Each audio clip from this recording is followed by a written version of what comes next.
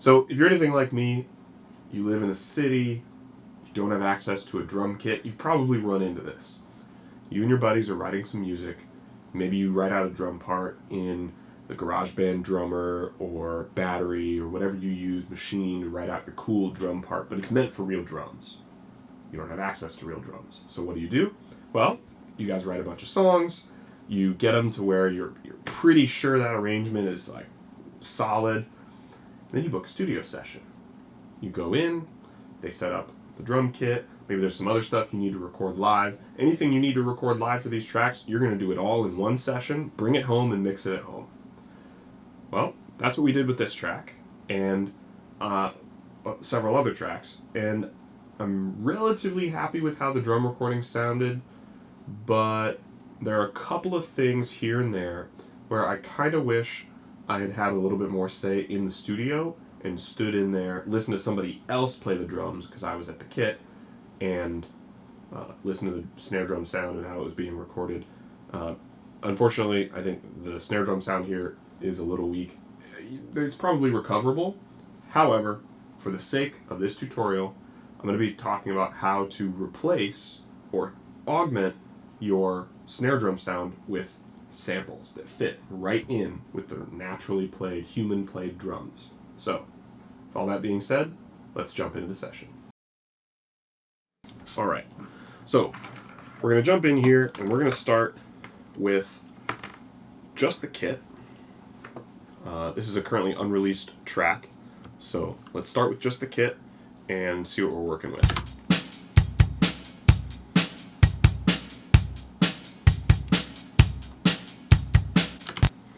Now, as you can hear, I have done some mixing on the drums already. You can see plugins all over the place. To be honest, this was a session I did a couple of months ago. I may not use this many plugins on drums now. I've evolved, I've learned in the last couple of months. However, we're going to stick with it. I think it sounds fine. The point of this is, how do you add samples to supplement something like a kind of weak snare drum? So here's the snare by itself.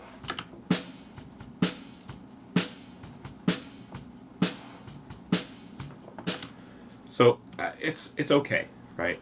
So if I pull up Battery, this is a session LE kit. I use this for almost all of my MIDI drums, and we're just going to pick a snare drum sound. It's this one. You can see the note is D1. Unfortunately, there are two systems for MIDI that count the notes differently, so it says D1 here. However, in Reaper, that's D2. So there's our snare drum sound. We know it's D2. We'll have to remember that. I'm going to leave it over here. If we take this whole snare drum part and zoom in, you can see that even though it was recorded to a click, I was not always perfectly on the beat, which is actually a good thing. It may sound too mechanical if you're always perfectly on the beat. This is rock and roll. You want these samples to line up right with those transients, right? So that it hits together. Well, that would be kind of a pain to keep copying and pasting like this.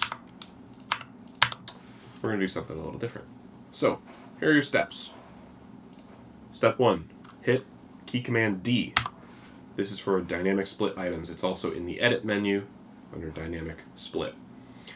For something like a snare part, I'm going to do at transients. You can see there are little dotted lines in here that show exactly where it's going to split these items. It is on the transients, right? If you have a really messy part, if you've got a part where the transients aren't exactly where you want, or they're a little all over the place, you can do when gate opens instead, and you can set a threshold. But I'm going to be happy with the transient detection here. I know because I did this beforehand. And we're going to make sure that this box is checked, create chromatic MIDI item from slices. Then we're going to click split. Now, you'll notice a new track came in here that has a MIDI item on it. Let's make sure we're on the grid so we're not moving that. Swing that up to the Battery track. We don't need the extra channel there. Open this up in the MIDI editor, and whoa, what is that? It is a chromatic scale from the MIDI, the first MIDI note, 0, all the way to 127. And the cool thing about this is, it'll be easier to see in this window maybe, all of these notes are aligned with those splits. Yes, so we have MIDI notes that are at the right timing, but remember, this is a chromatic scale. We want everything to be on D2, otherwise it doesn't really sound like much. So we'll deal with velocity in a second. Just turn that up so you can see we don't need the chromatic thing. So how do you get all the notes to the right place? Well, you're going to hit T for transpose, again, also in the edit menu under transpose, and we're going to bring everything down to -127. Anything that would have transposed beyond that just gets stuck right here at the bottom. And now we've got everything on one note. And of course, we can now either slide them up, or if we know that D2 here is MIDI note number 38, which you can see up here, we can hit transpose again and go 38. Boom. Now they're all there. Now here's what the track sounds like.